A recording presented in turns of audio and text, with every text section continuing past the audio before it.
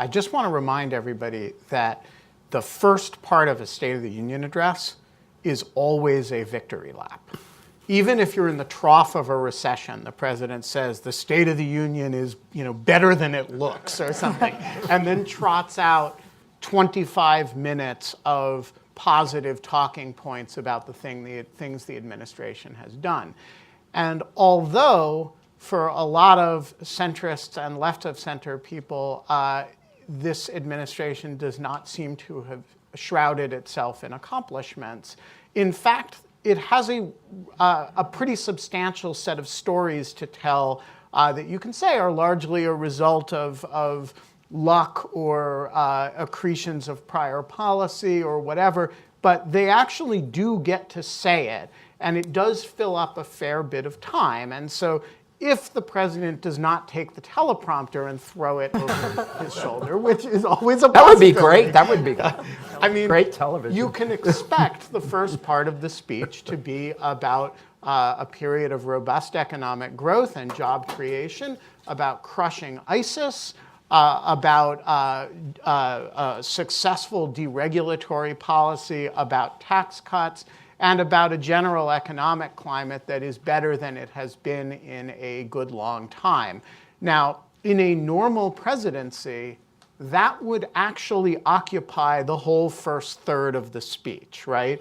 And before you get into the embittered bad mood stuff that MS-13 is coming to kill your children and, and people being bound and gagged and stuff, you cannot necessarily count on Trump to do that, but it is available for him to do. And I think you can count on his speechwriters to try to get him to do that. And in the past, in these most formal set piece environments, he has been pretty good about sticking to script.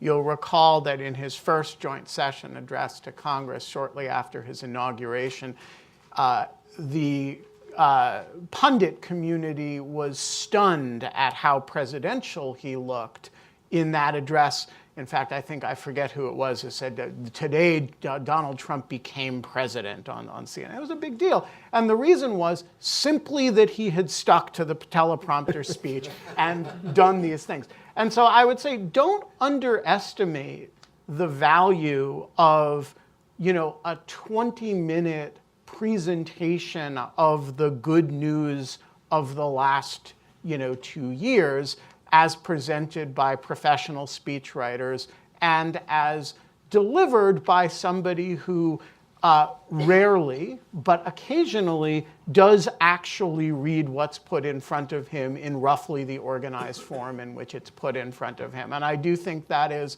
it is important to remember that there really is a story to tell there. And that will, I think, occupy a substantial portion of the early part of the speech.